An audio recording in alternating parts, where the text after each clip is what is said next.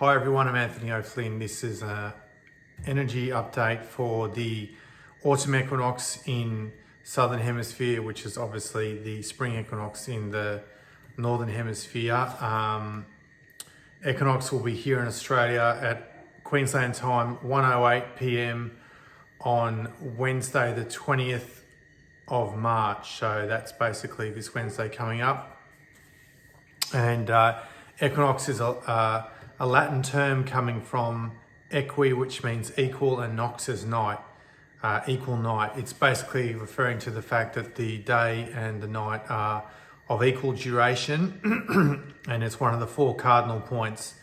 So we have the autumn equinox, the spring equinox, the summer solstice, the winter solstice, making up these four cardinal points, which are very significant in esoteric terms and also signal the movement into cardinal signs, all of them.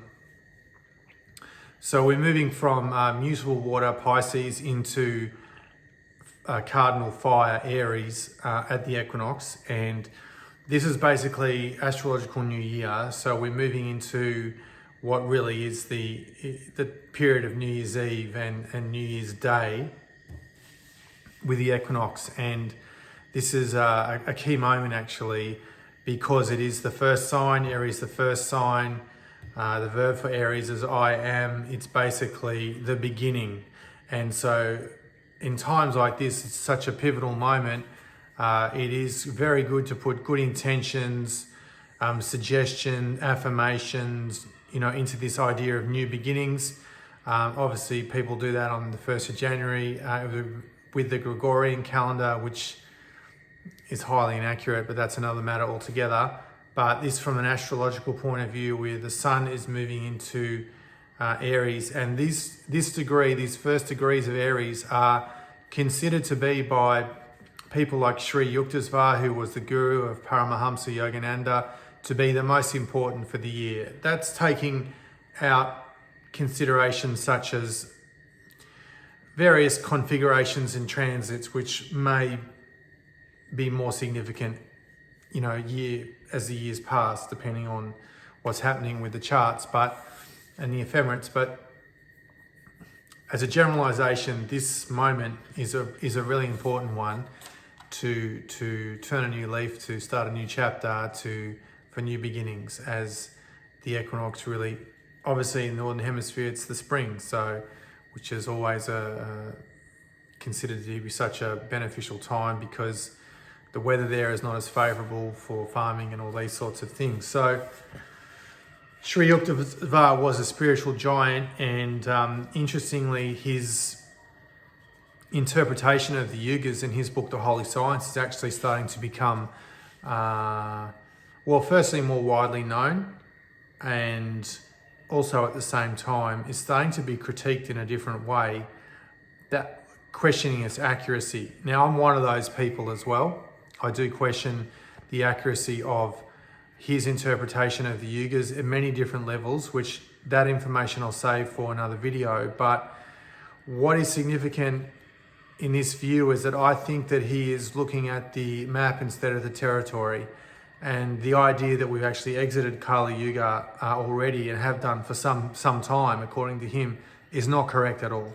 And we only really have to look at what's going on with all the horrific bombing and everything around the planet, and the wars and the conflict and the medical mafia and all the rest of it, to realise that, hang on, this is definitely not Treta Yuga, Dvapara Yuga, and definitely not Satya Yuga, the Golden Age. So this is a matter of opinion in some ways, but the reality is we're living through this, and our opinion is more valid from the perspective that we're actually living in these times. That's nothing to take anything away from Yukteswar, as I've been to his samadhi actually in Puri, where samadhi actually is a second meaning where a saint is buried or cremated or laid to rest, and the energy there is incredibly powerful. Streams of energy coming through Sahasrara, coming through the crown, very, very powerful. Subtle energy, and it's a reflection of what a huge spiritual giant that he is and was. But yeah, there is a lot more to this story, but I do think that he has made some miscalculations on this. But however, he was an expert in astrology.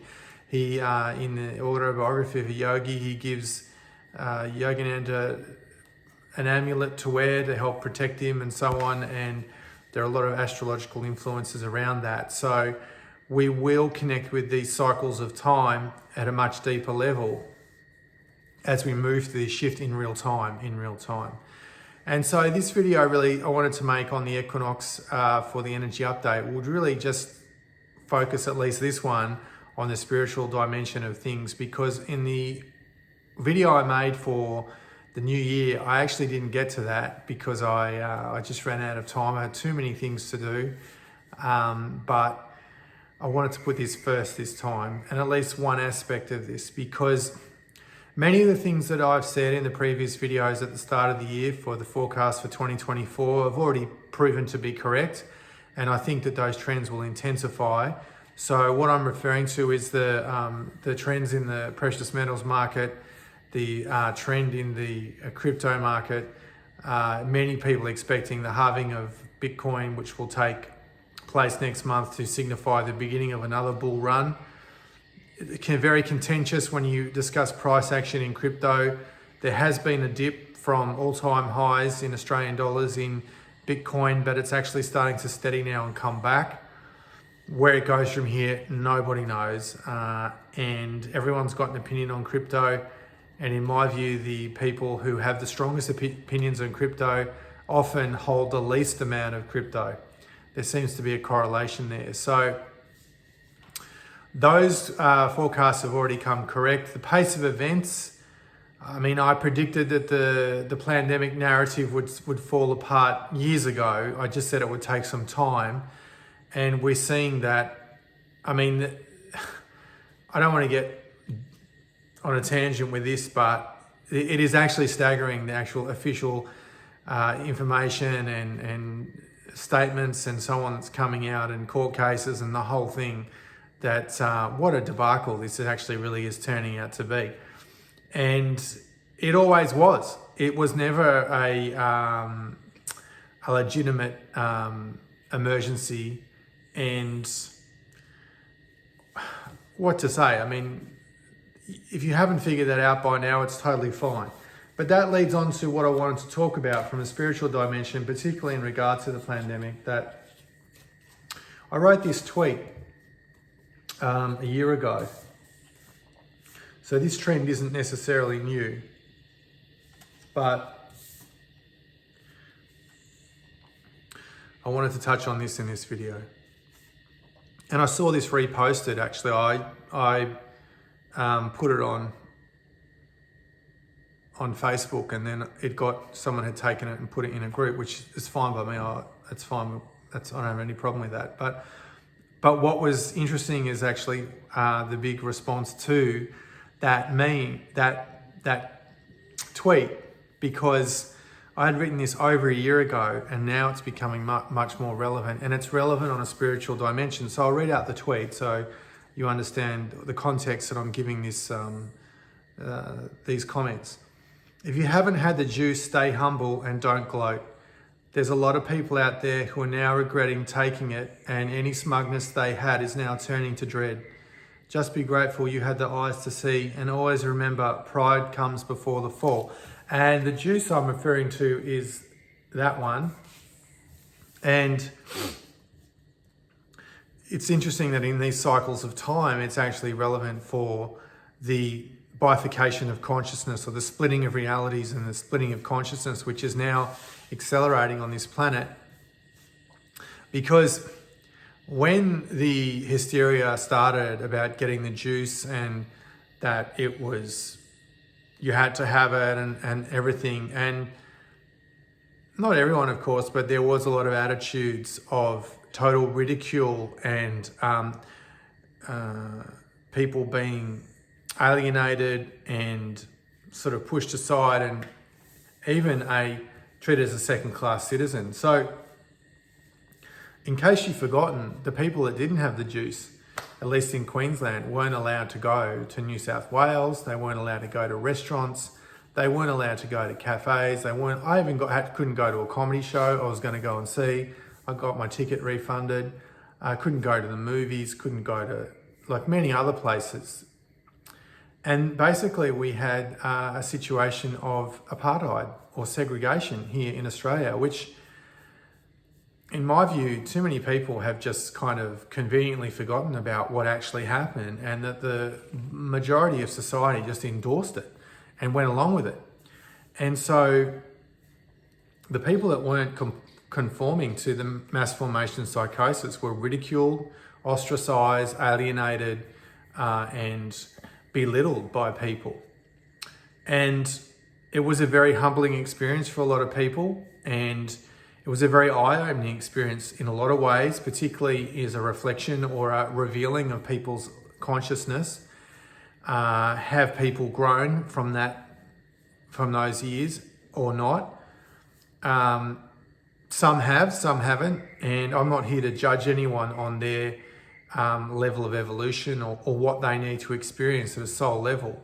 But what I will say is that the cycle of people being ridiculed who were not getting the magic potion, as I refer to it, has now gone full circle.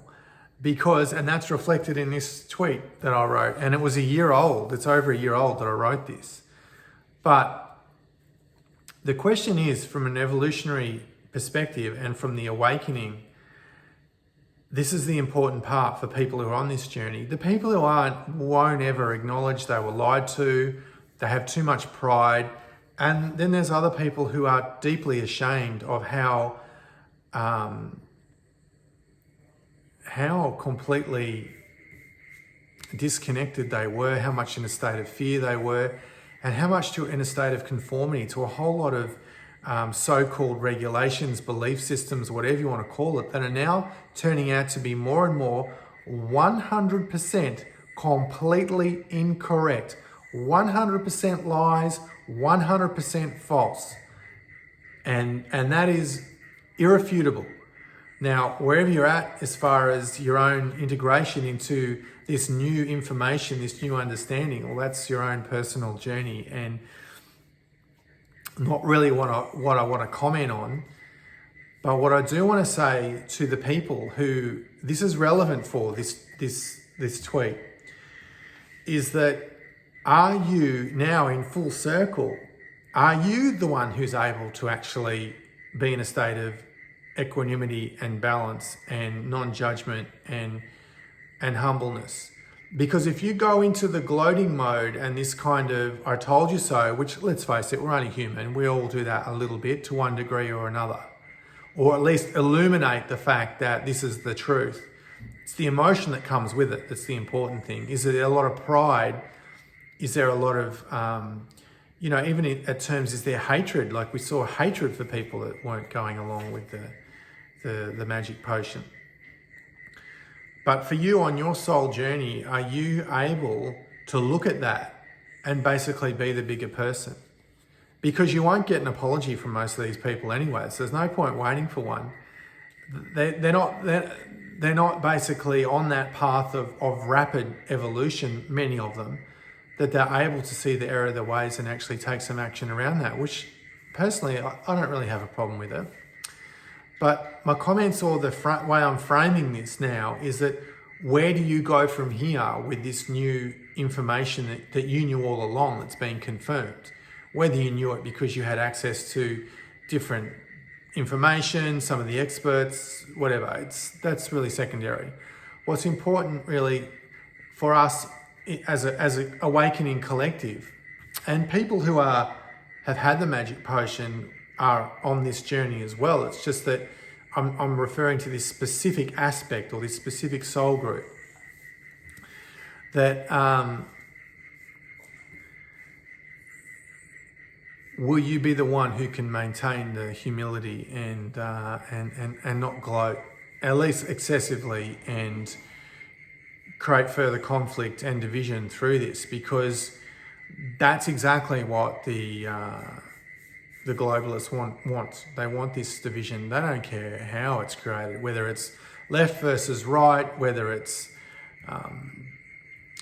people taking the magic potion or not, whether it's on gender, whether it's on nationality or occupation or God knows. I mean, it doesn't really matter. They play every card they can to keep the division going. That's not to say that everyone will be able to come onto the same page and have the eyes to see what's occurring, but more, it's critical to think of this as much at a collective level as at an individual level, because, you know, this is the whole point of this quote, was that people are now regretting it now, and people are freaking out whether they're admitting it or not. And where do you stand in all that? And are you able to be essentially the bigger person and to appreciate that this person has a specific soul path that actually deliberately and readily involves being lied to, believe the lies, believe the propaganda, and then perhaps go through a period of fear, shame, regret, guilt, or whatever, which is all part of the tapestry of their journey, and it's all part of the tapestry of the overall collective. That there are elements and segments of the population that needed to have this experience, and to judge them for it is not really conducive to a more wise, elevated state of mind. And it's not an easy place to get to, what I'm outlining here. And I appreciate very much that this is not actually black and white. There are shades of grey and degrees in which we can move into this state. And none of us should expect ourselves to be perfect or you know, it's been a big thing for everyone. But now that this information's coming out and so on that I'm talking about, is if you had the eyes to see, then just be grateful and appreciate your own inner wisdom without the need for pride and ego, but just a gratitude is much more powerful, and also a real self-acceptance in the fact that you trusted your intuition, you trusted your inner guidance, and you really lent into that, and were in the outcome is that, you know, you were correct. And that doesn't mean that people who've gone on this path haven't suffered in their own way, because many people lost their jobs, they lost their friends, family, relationships, that some people lost their house. I mean, it has torn a thread through our society, and we've lost our innocence collectively here in Australia, which, in my view, that's actually a good thing, and it's much needed for the Australian egregore, because we are collectively extremely naive in this country, and the naivety of the Australian collective soul is something that will change rapidly as we go through this decade, and it's much needed to move us into a more elevated state. But the question is now, the final part of this tweet was, pride comes before the fall. And that is exactly what has happened to many of the people who have taken the magic potion, whether they've lost their life tragically, or their kids have died, or they're very sick, or their immune system's compromised, or the turbo cancer, or the myocarditis. I mean, the health problems are spiraling out of control. And particularly here in Australia, the rate of cancer is, even compared to other countries, is extremely high, the rapid onset of cancer. So the people who gloated, who thought they were superior and in this mass formation during this period, 2021, 2022, and now the expression pride comes before the fall is applicable to them, has been applicable to them. But now if you're on the journey of awakening, where are you now with that yourself? Because as I'm referring to this cycles of time, which is very relevant for this equinox update, because obviously it is a cycle of time we're referring to, is will your own pride be your undoing? And I really feel personally that we talk about, particularly in the New Age community and in classical spirituality and even in personal development, the development of the qualities of the heart, you know, selflessness, self-love, self-acceptance, unconditional love, all these really wonderful qualities, compassion and so on. But this concept of humility is actually really left, it's pushed aside a little bit. If you're seriously been on the spiritual path for many years, then pretty much guaranteed that you have been partaking in some form of spiritual egoism. That's pretty much par of the course for pretty much everyone at some point, which I don't really have a problem with that. The real issue is, do you grow out of that? Do you have the self-awareness to see that in yourself and then move on? But it's really the quality of humility that we're going to develop one way or another as we move through this shift. And, you know, God is not playing games at this time. We can see that the events are accelerating. I named 2024 as the year of convergence, and it's definitely really showing like that already. The pace of events is accelerating a lot. But this quality of humility, it's one that's lost on most of us.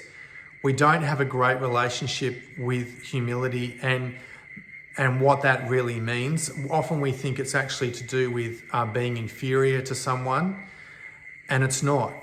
It's just not being full of pride, not being full of ego, and having a certain equanimity about us in the face of success, in the face of failure, and also in this compressed evolutionary time.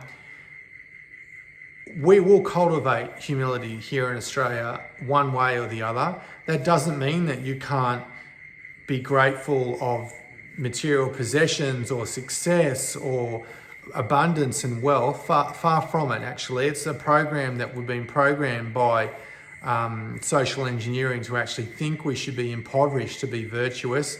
It's many films have these themes where the virtuous one is impoverished, is poor, is the underdog, this kind of thing. But that doesn't necessarily make us better or more genuinely humble.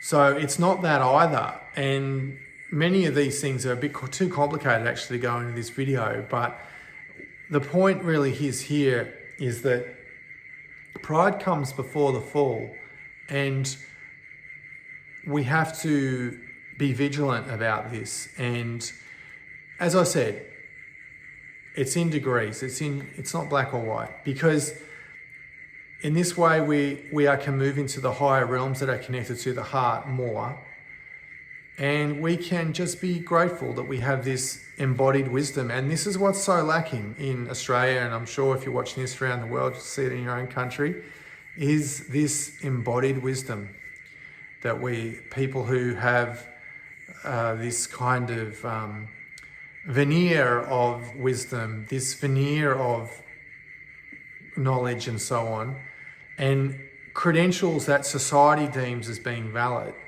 but actually really lacking this embodied wisdom, which is, well, it's everywhere. And if we are to really genuinely transform as we move through this, well, we can develop a state of compassion for people who are struggling after their choices, after their medical choices. Their world is falling apart at many levels because they're basically getting fed the black pill, if you want to think of it like that, or the red pill, if you want to think of it like that as well, involuntarily, which is extremely painful, but they're calling out for it at a soul level now.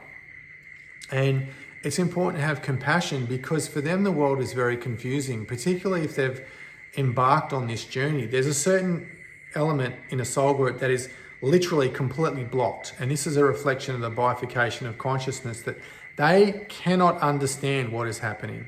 They do not want to know what is happening. They want to keep the blinkers on, and they want to remain indoctrinated, just drinking the Kool-Aid, and stay with the mass formation, which is at a much deeper level is their choice. But I know the argument can be said they're not choosing it because it's a choice made from ignorance. Ultimately, it's still a choice, and that's what has to be honored.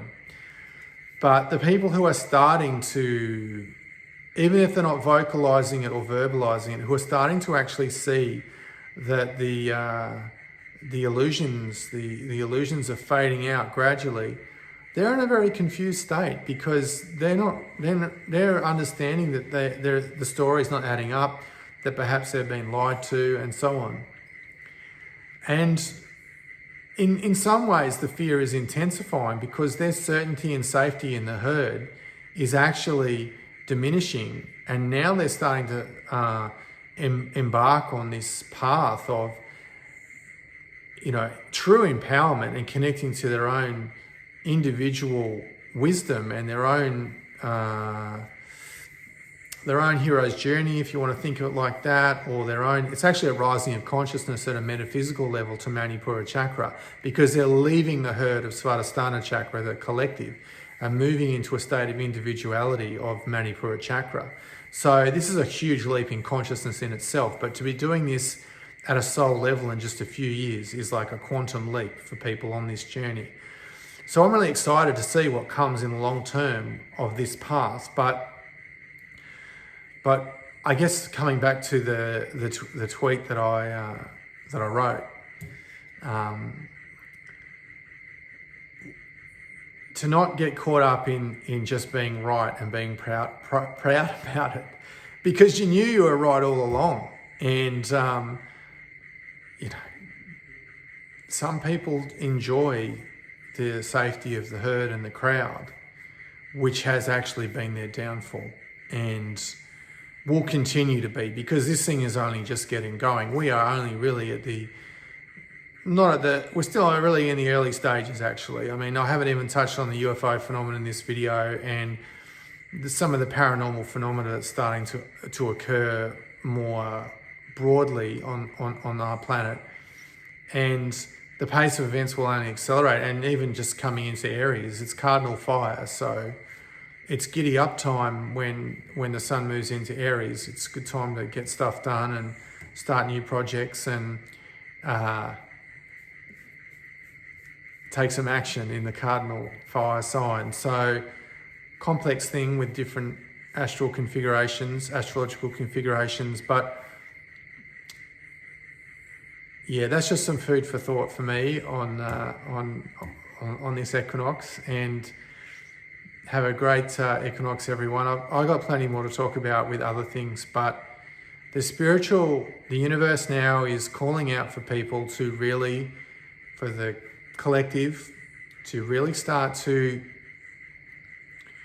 truly embody some of these eternal spiritual principles of the heart, of humility, of patience, of compassion. And it's our responsibility to do the best we can with the consciousness that we have to be the best version of ourselves, and all these other cliches that people talk about.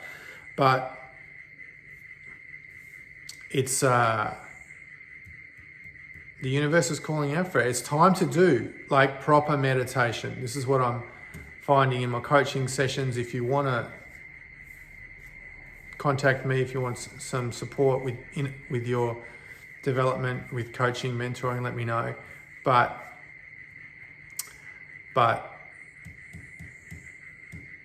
yeah, I mean, really, meditation, mindfulness, different yogic practices. I mean, that's my path. That's not for everyone, but kind of this pseudo-spiritual world will collapse eventually, which the New Age is contributing to, because of the lack of roots, the lack of depth, the lack of genuine bona fide techniques, and a lack of sincere practitioners. So, the tree is known by the fruits, and we are in this time of compressed evolution. So it is necessary to put the soul first now, the growth of the soul, the purification of our being, the developing our inner guidance, because my God, we're going to need it for what's coming. It is really going to be some much bigger tests than what we've been through coming, and how we can connect with these more elevated ways of being will help us navigate the shift much easier than if we are just relying on our own wisdom from watching videos on social media, and even like this one and all the rest of it. So plenty more to come. Thanks for watching, everyone. We live in epic times.